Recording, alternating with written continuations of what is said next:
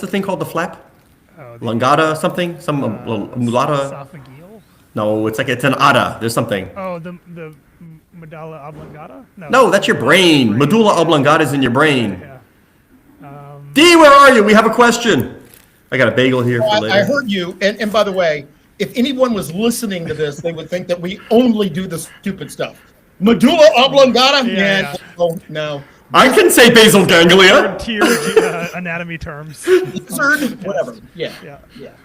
Were you being stuck in your gizzard? No, that's a turkey. I love it. No, the little flappy thing down here. That's called an ada. Uvula? Uvula. That's the thing that hangs down, right? But the flap. What is it, Kim? Epiglottis. Epiglottis. There it is, the epiglottis. Thank you. Okay, there we go. Thank you. This show was a bad idea.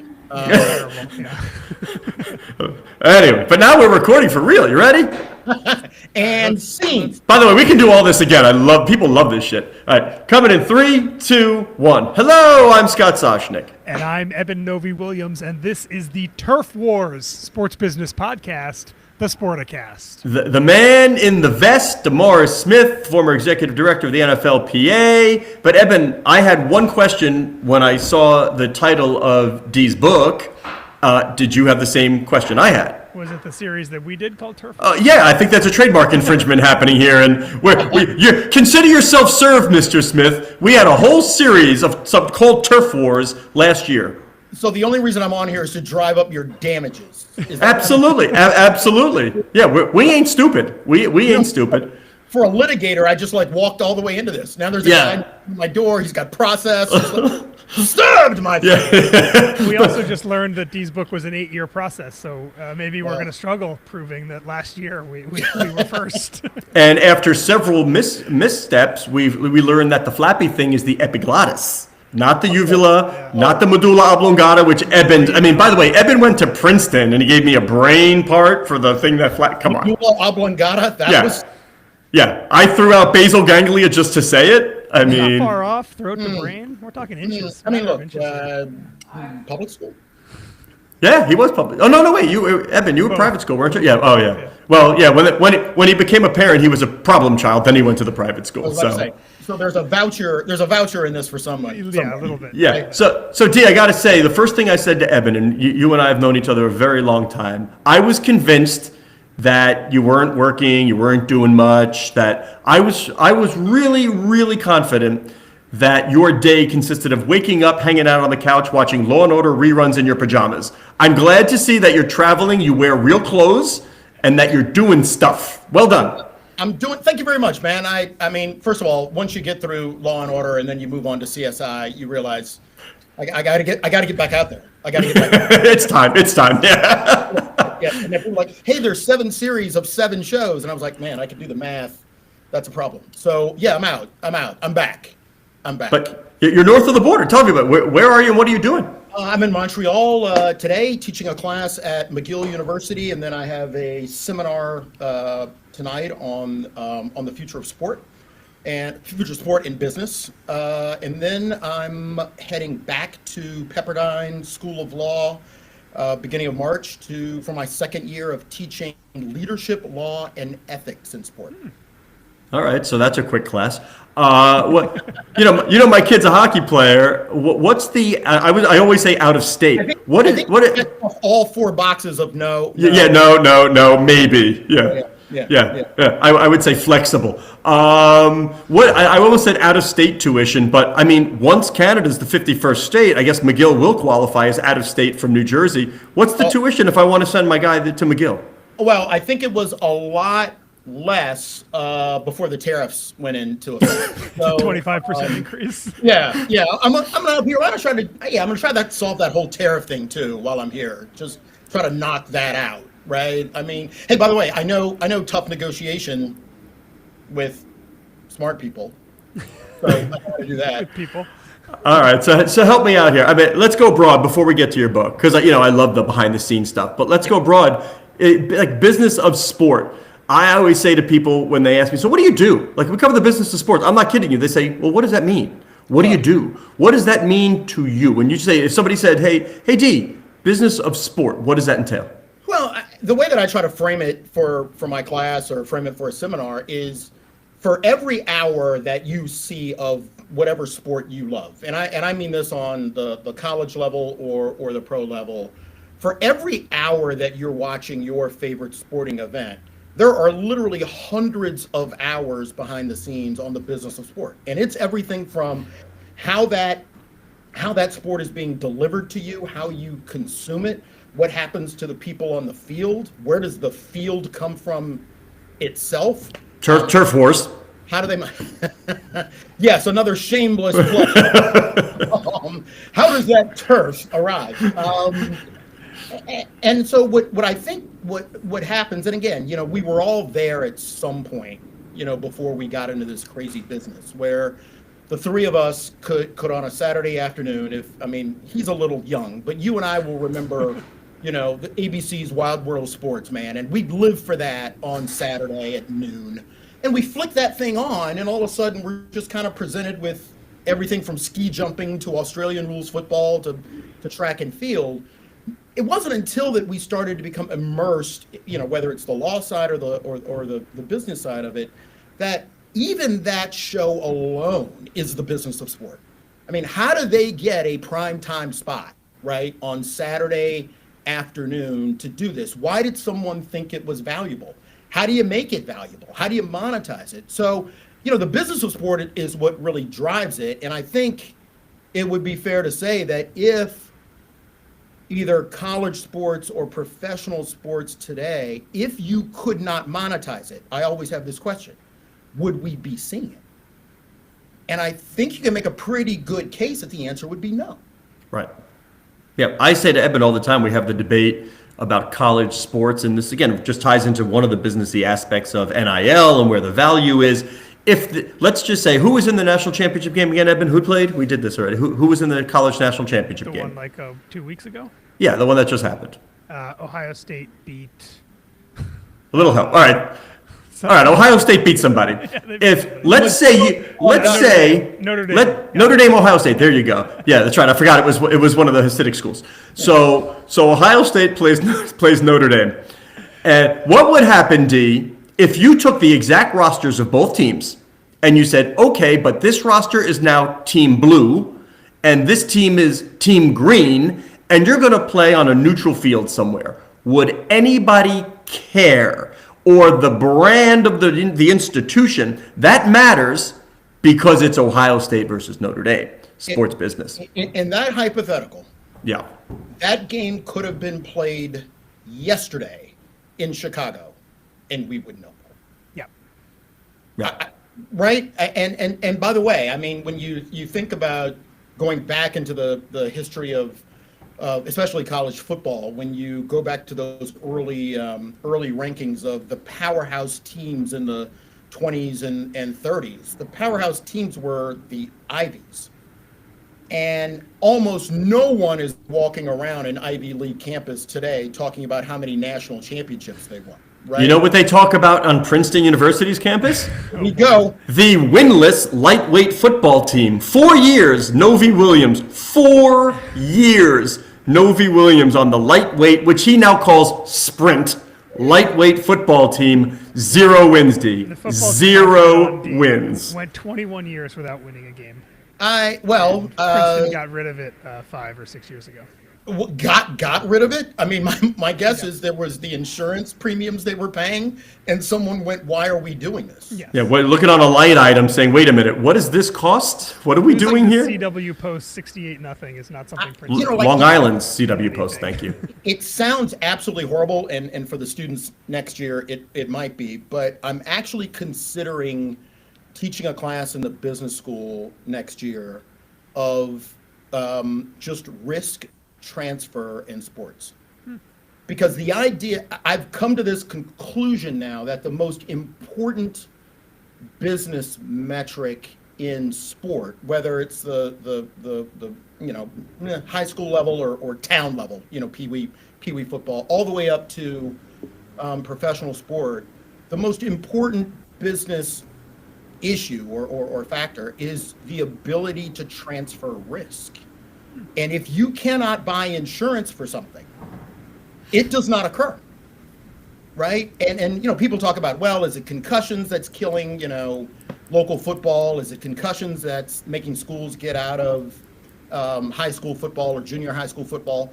It's none of those things.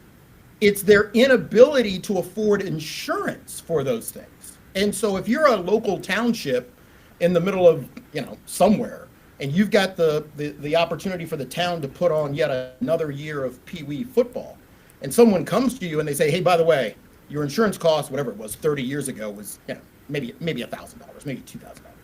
Your insurance costs now are going to be $10,000, $15,000, $20,000 a year. Is that town going to put on youth league football? The answer is no. And so this interesting thing of how do we manage risk, or in the insurance practice you call it risk transfer, if that doesn't happen, right, we're not watching anything. How has that impacted NFL? I mean, obviously there's bigger numbers and bigger ability to pay them, but how has the insurance factor over the past 15 years, how has that hit? Well, one of the reasons that the league was so aggressive about not admitting the dangers of concussions was they couldn't admit that football is dangerous and then go into a meeting with their insurance companies and say that our premiums should be the same amount this year that they were last year, without somebody on the other side of the table saying, oh, wait a minute, last year you said football was safe, this year you said football is dangerous. Now, on an actuarial table, that's going to meet out wherever it's going to meet out, but there's not an insurance company in the world who wouldn't say, well, now that you've admitted that it's dangerous, right, it should be worth more. I mean, one of the most amazing things in 15 years of this, the crazy job that I had, was getting my head around the fact that the league has never asked an NFL player to sign a waiver. Think about it. You and I go to a recreation or happy hour. I know that Scott is fond of the I was going to say go-kart track. I don't know why. That's what popped into my head. Go-kart track.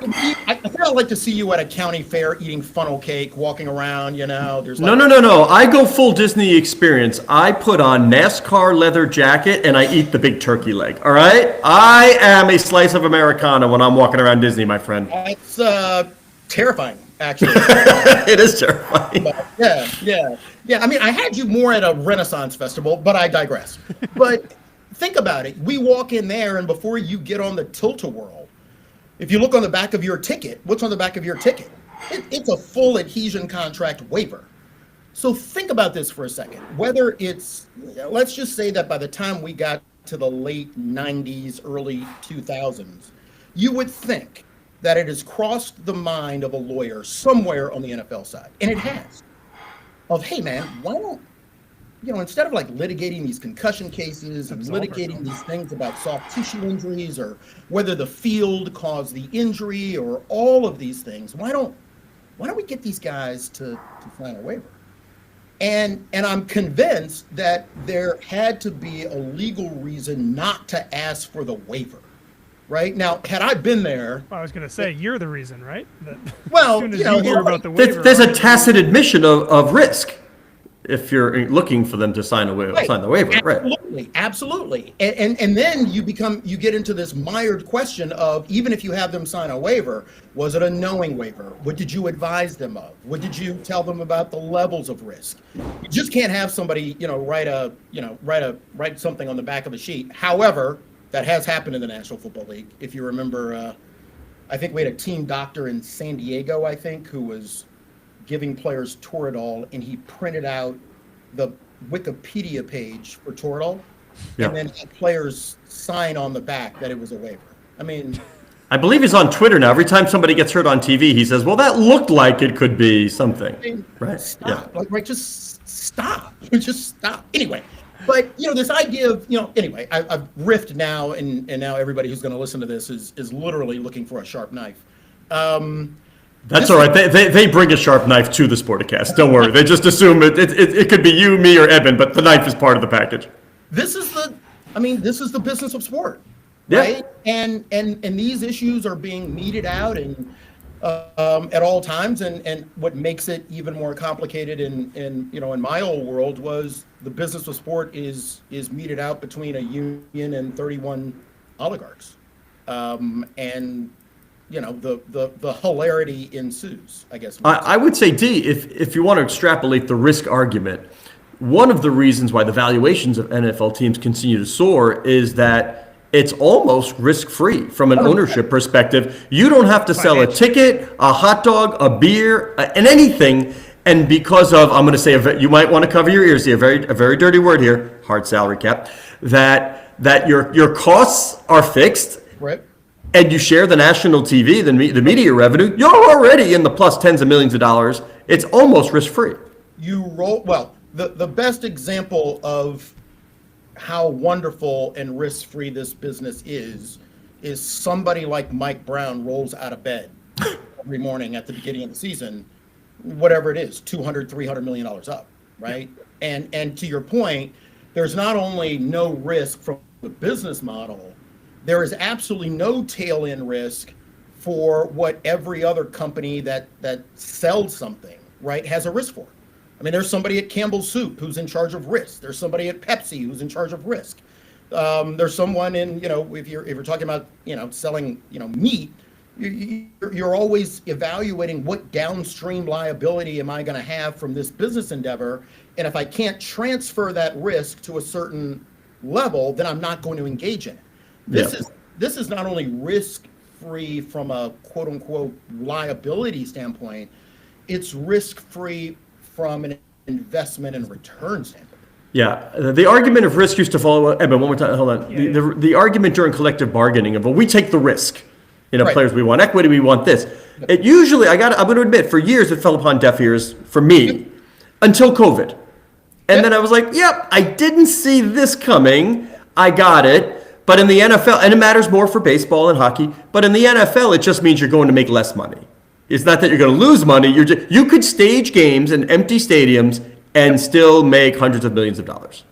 Right. And so, I mean, early on, I think my first negotiation and you have to put up with a certain level of insulting, comments from people on the league side as they try to test just how dumb, you are. But I remember a conversation with one of the owners as we were heading into the 2011 lockout, and they were trying to come up with this sort of, D, yes, we need to, more money. It's not working for us, all that stuff that is just a lie from the pit of hell. But at some point, I remember one of the owners saying, well, what we can do is we can do the next deal, and we can just ensure that the cap never goes down. Right. And that's a great thing for you guys because the cap will always go up. And I'll never remember saying, never forget saying back to this owner, how dumb do I look? Right. And don't answer the question because obviously it must be considerable. Yeah. 11 on a 10 scale. But I don't wake up any day worrying about the cap going down. And even when we got to COVID, we went through that because we knew that the league was going to be at least $3.5 to $4 billion, lighter playing COVID. But one of the things I said to the players is, hey, this is a business, so why we want to take the risk of the cap going down. That's fine, right? Over a period of time, it's like investing in the stock market. There's going to be some ups and there's going to be downs. But we can take this risk, even if we don't think it's going to happen. But we can take this risk because if we don't take this risk, they're going to try to create some stupid deal, right? That just makes sure that the money goes up every year. Now, if they do that, you will not be maximizing your share of return, right? I have a random COVID question since we're on the topic. Yeah. How different do you think the financial impact would have been if instead of March 14th, D-Day for COVID in America was September 1st? It seemed like the NFL got so lucky just by virtue of having essentially 6 months until season started from when everything went into lockdown versus the NBA and NHL, which had to squeeze a bubble season in immediately. Yeah, well, I talk about COVID a lot in the book because it factored so prominently in the economics of football, right? Yeah. The first thing is, our deal is being voted on at the time that literally basketball, baseball, and everything else shows up. And thankfully, it was an easy vote by the players, and everybody got along. We'll get to Aaron Rodgers in a minute. But one of the things that was in the back of my mind for that the entire time was, especially after I'd read the John Barry book in a couple of days, I'll never forget talking to Bob Foose, who was the executive director of the MLS Players Union, and they were going through bargaining at the exact same time as we were. And I don't know what day it was, probably that Thursday or Friday, we had talked, and he told me that the owners had pulled their deal off the table because of COVID. Yeah. The league should have pulled that deal off the table. Well, you put in the book that David Tepper Tepper wanted at to. least surfaced that idea, right? Or tried to do that. Yeah. He argued that they should have. And so to answer your question, they didn't. Our deal gets approved on that Sunday after sports shut down. But the beauty of that deal, I'm circling back to risk transfer, right? The beauty of that deal was that we don't have a force majeure provision in our contract. And for everybody who's listening, 10 seconds on force majeure. That's Hebrew for act of God. Before you, what? Some language. Every now and then he actually just gets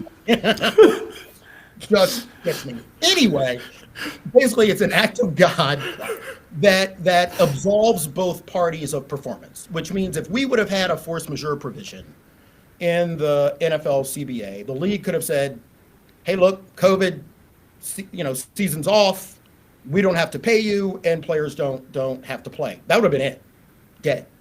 Because we didn't have a force majeure provision. When the league made a threat that they were going to shut down football if we didn't agree to pay for the COVID test and agree to all the cost, and if we didn't agree to give an escrow, the real fight, and I think the real reason we made it through in September, the real reason was the league blinked, right? And so when we sat down with John Mara and Roger and had that first meeting about COVID, a few weeks after we got the deal done, they said, well, look, if the players don't pay for half the COVID test, if they don't pay for reconfiguring the stadiums, if they don't pay for other things we have to do for COVID, and if they don't put more than 30% of their salary in escrow, Ooh, dirty word. we're not going to go to training camp. Now, remember, all the other sports did that, right? And so, my answer back to John was, hey, look, you can do whatever you want, but remember, that'll be you shutting down football, not the players. So if you shut down football and not the players, we have a new CBA, we'll sue you for whatever the 50% ratio of the money that we would have gotten in a COVID year, we're going to get that without playing games. Or we can come up with a way of trying to get football off and trying to get through a full season without us paying any of those costs. And once again, we'll split the difference. Maybe in that alternate universe, Saquon Barkley stays with the Giants. Oh man, talk about like probably, right? Yeah. Probably, because again, that is one of the most bizarre stories in the history of football, but And it's all on tape as well. Yeah, for the on tape. For the point of us why we got there, the first letter that we wrote to the league after COVID wasn't how we were going to get the deal done. The first letter that I wrote to the NFL after COVID was whether we should be playing football at all. Because we know that we don't know sort of the Whoa. You're talking about the second part of your book is the fight for the soul of America's game. What do you want Americans to do? Read? Of course you have to play football. What are you kidding me? I think it was my good friend Schefter during that time who called me and said, football D is a necessity. And I remember saying back, I don't know, water is a necessity. Perhaps, in this pandemic, the ability to fight a disease is a necessity. Football? I mean, let's just say amongst us, let's not lose our minds. Let's just say that it's a top 74, right? But that's the should question, I think, put the league on such a defensive that they had to justify how we're going to play. And as a result, it was like, well, no, we're not going to do what basketball did. We're not going to give you an escrow. We're not going to do what hockey did. We're not going to pay for part of the cost. If you want to put it on, put it on. If you don't want to put it on, we'll sue you, and we'll see how it works out. And going back to that kind of critical point at the beginning, you're saying that if you were advising the NFL and in the other direction, you would have pulled that deal right as at the beginning? I mean, let's not forget, I was a litigator at Latham and Watkins, and I represented all sorts of, mega corporations who had never done anything wrong. Never. Never. Ever. Hold on. Let me interject one moment there, because we like to entertain and educate. You've done a lot of educating. Now I'm going to have Eben laugh at me, because this is what goes through my head, D. You will remember when George Jefferson would make a joke and he'd look into the camera, or Mr. Roper in Three's Company? Could you do me a favor? Could you say never did anything wrong and give me a George Jefferson look into the camera? Never did anything wrong.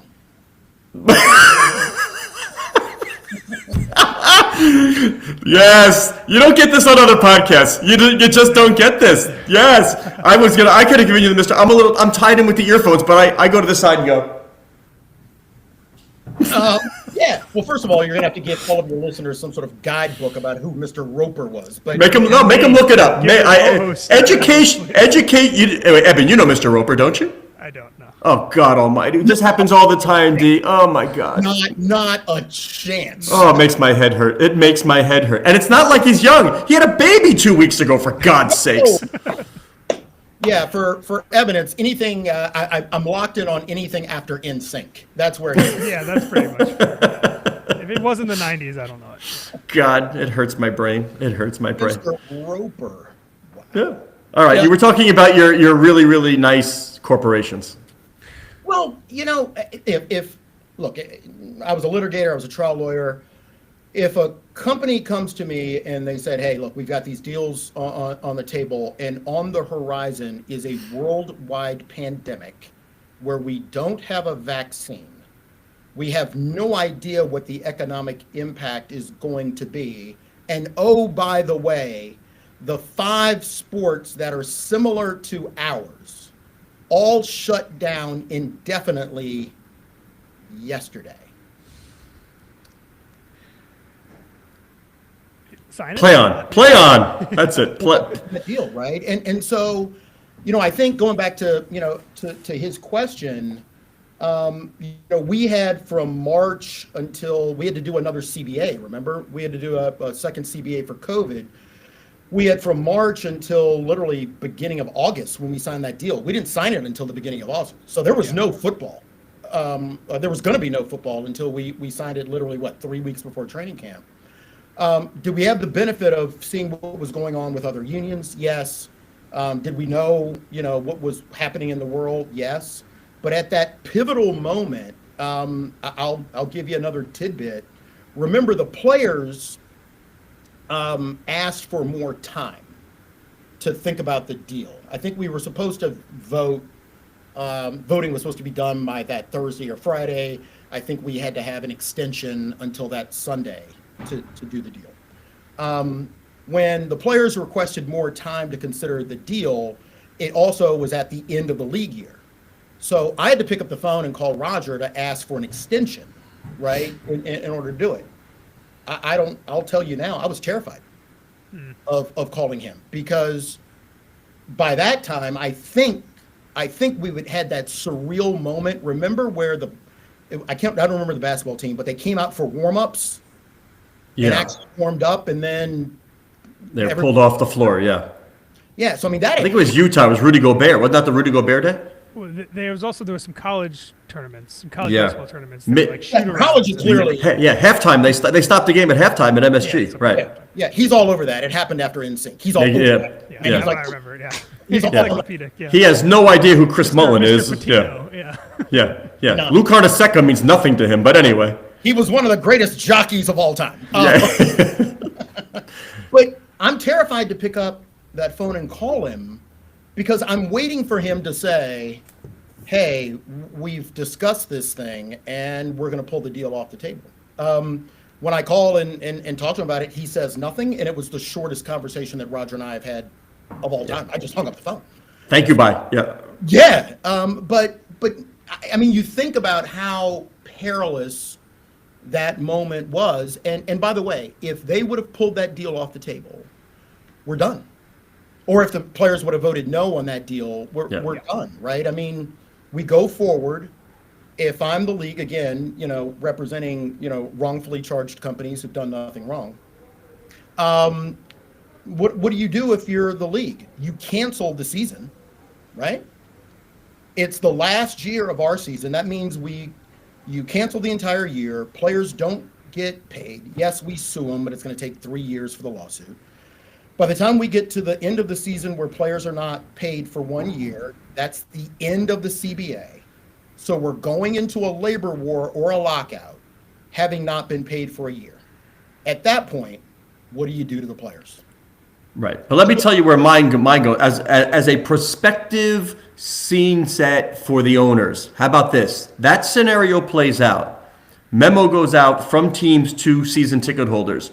You must still buy your season tickets, and if you cancel, you can never come back. 100%. Yeah. 100%. So not only do they have the television money already in the bank, they get all of the money dumped into an escrow account of season tickets.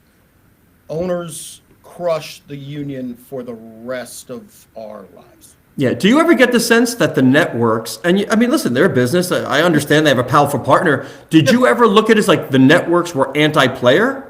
They were, in essence, funding the opposition, but it's just business. Yeah, and look, I met with all the networks in whatever it was, 2010, 2011, and we strongly considered suing them because of the way in which they had the agreements with the league to pay the league money during the 2011 season, even if the games weren't being played. Yeah, they were loans. They were loans. Yeah, they were loans. And so, do I consider them to be anti-player? No. Did I consider them to be almost equally situated victims of how the league does business? Yes. Right? Because you and I have all been around these people forever. And we know how television contracts work. It is a very easy and somewhat brutal conversation. You either give us what we want or you don't have football. And once again, if I was representing those television companies and I saw that there was this provision where you had to pay the league for a year even if the games weren't played, I'd advise them to pay it, right? I mean, at the time it happened, they probably thought the idea of a missed season hovered near zero. But after we sued the league, and thankfully, I talk about it in the book a little bit. Thankfully, everybody in the league thought it was a great idea to write down in a PowerPoint that this was the strategy to get the money from the networks in order to get leverage over the players in bargaining. I mean, who puts that in a PowerPoint? Fine. Never take notes. Yeah. But yes, once again, don't write anything down. Another tip to students out there: take no notes. Yeah. Use Signal and Cyberdust. These are people who are used to getting their way primarily because they always get their way. Yeah. Now, I'm not going to make a big deal out of the Aaron Rodgers, Kirk Cousins. Like you talk about that flap, in the book, that blurb got a lot of attention. Yeah. And the only reason I don't want to is having covered so many labor disputes. Like, to me, that happens all the time. I mean, I don't understand why. Because it's Aaron, I guess. But this happens all the time. Whether it was Michael Jordan or Patrick Ewing or Alonzo Mourning. Oh my God, am I talking about David Falklands? Yeah. Exactly. I mean, but there were disputes between people who were on the committee, who were well informed, who were sitting there for all the meetings, people who never showed up, who didn't read a newsletter, who didn't pay attention at all, who knew nothing, but they chimed in anyway. I mean, this is a regular occurrence during collective bargaining. Well, look, collective bargaining, and I describe it to my students this way, is the closest thing to a close contact knife fight that people in suits do. It's not pretty. It's gory. It's bloody. I think one of the reasons that that conversation stood out to me as being somewhat unique was this. One of the biggest tenets of the New Deal was that it raised the salaries of whatever it is, 70% of our players who make league minimum. It raised their salaries overnight by $200,000, right? And there were a lot of fights over, why people liked the deal, why people hated the deal. But at that moment, the only critical issue at play was whether the full membership was going to vote on the deal or not. That was the only issue. So it was really interesting to me that there was a bunch of players arguing that the full membership shouldn't vote on this deal, which is Those are the people whose salaries are most impacted. right. Yeah.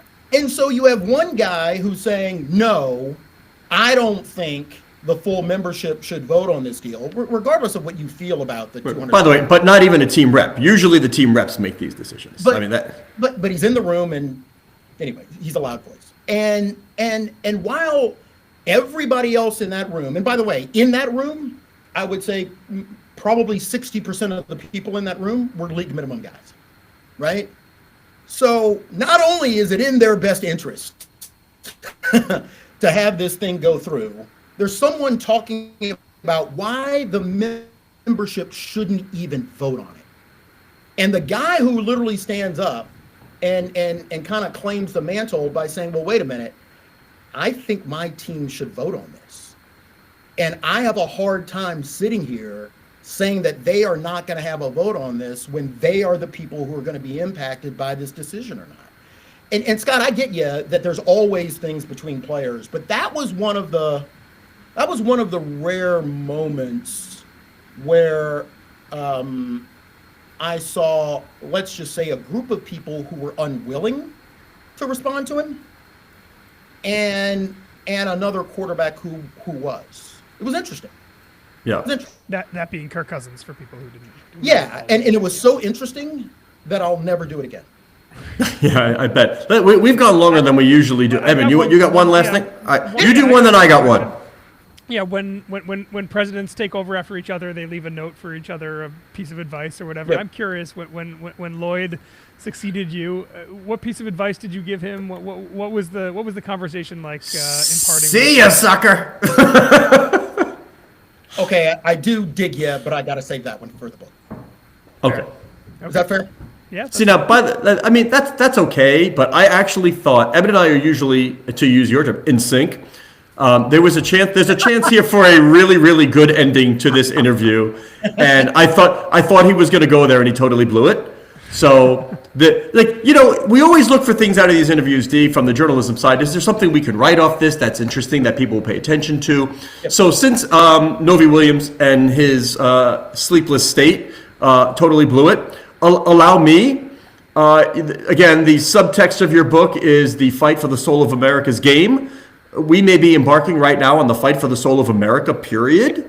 There's a lot happening.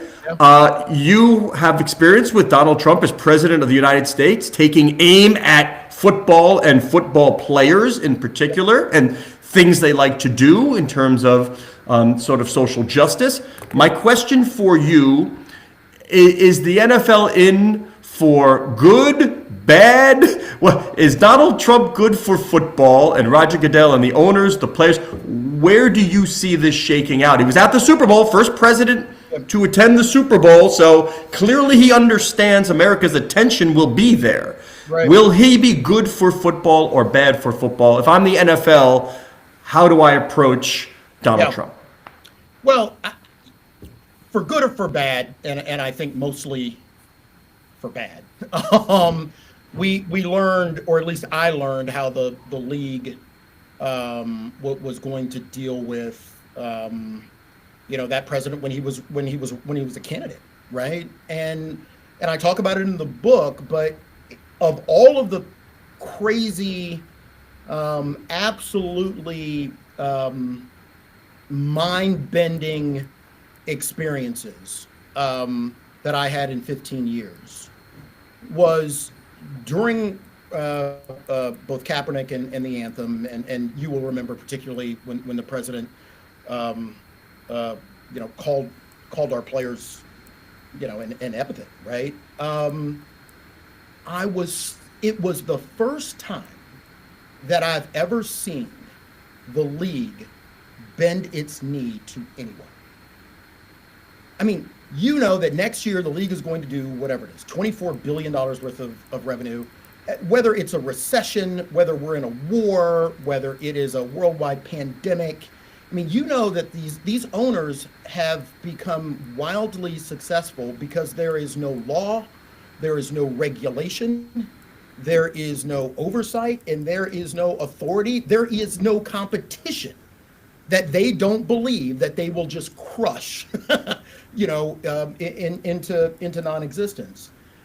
The fact that I was having conversations with owners during that time, and I would just say, why do you care? I mean, we've got players who are exercising their right of free speech, but man, we're not losing any revenue. More people might be watching now because of it. Why all of a sudden? And it came to a head when the league, instituted their unilateral rule about, no kneeling during the anthem. I couldn't shake why did they care?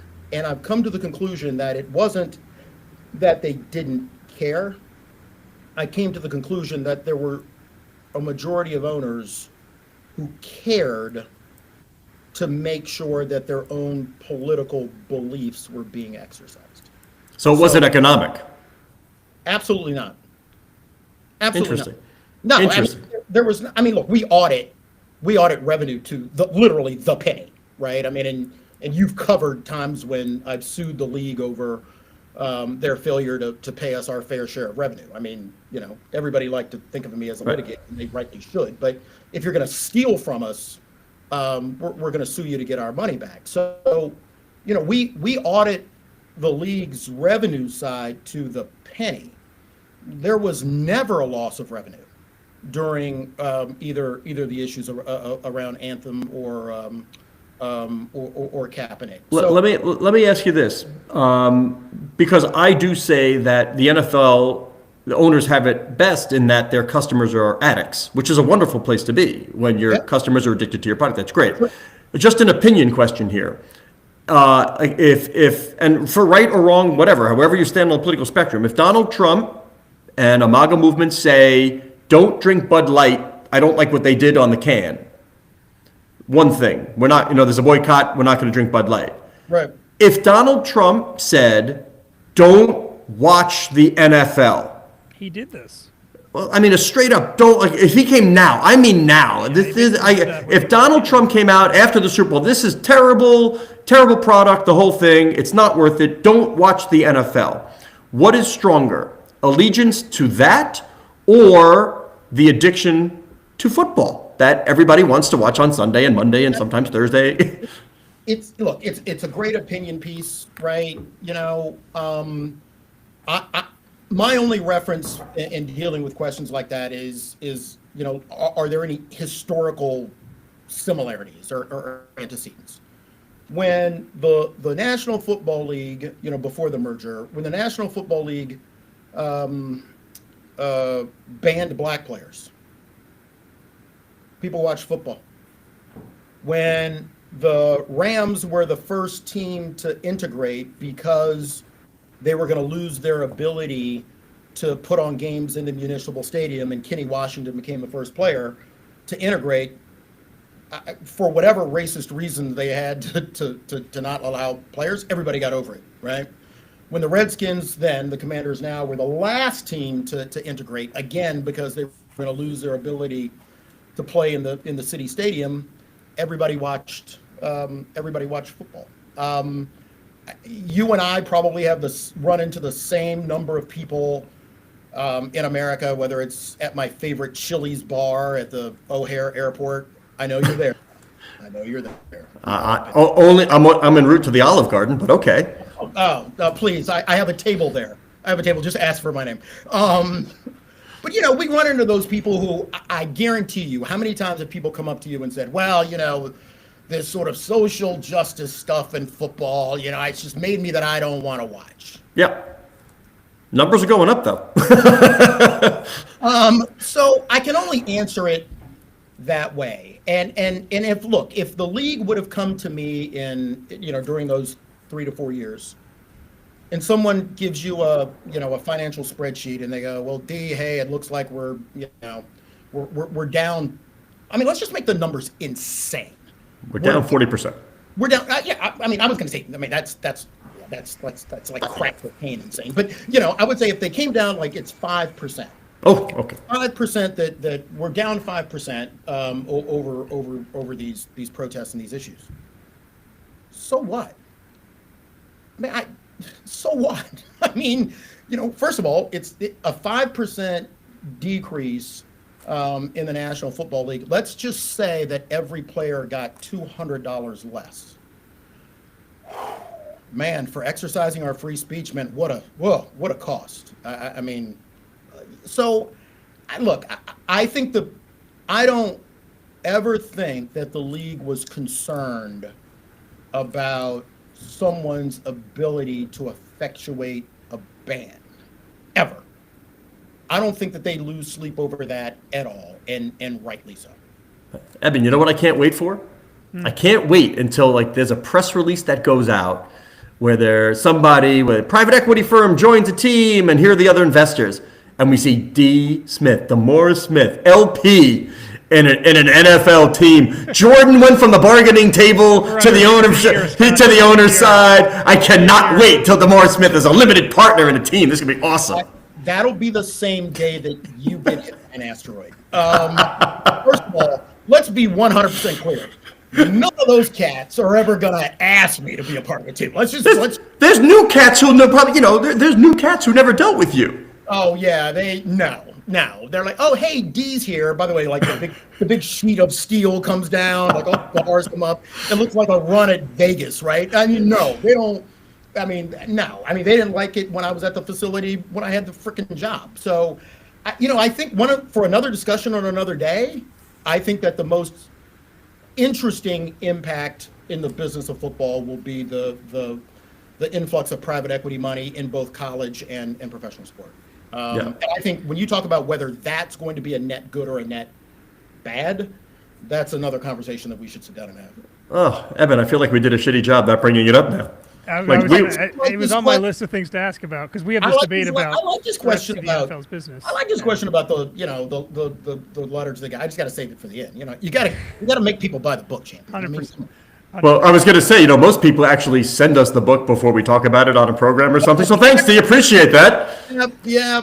That's okay. It's okay. I've got the Google. I've used the Google. We're good. I got tidbits. We're good. Thank you so much. I appreciate that. Yeah. You can write a little inscription next time. Thank you. Appreciate that. To Sam Soshnick. Yeah, to Sam. Yeah, thank you. By the way, this is definitely the longest podcast we've ever done, right? It was good, and Dee, we'd love to have you back at some point to hit on. We'll love it, guys. Man, always a pleasure.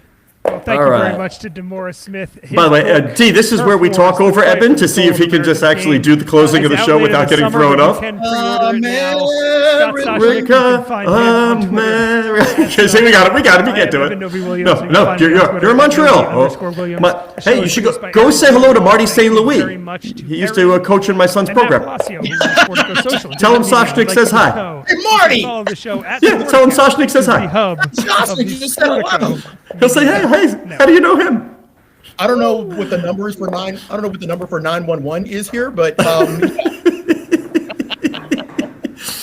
I defy anybody to do anything that fun and good. I defy anybody to do anything that fun and good. By the way, I didn't want to bring it up on the show, but I want to pick your brain about Nike at some point. Oh, I'd love to. Yeah. When we did this Turf War series about the impact of the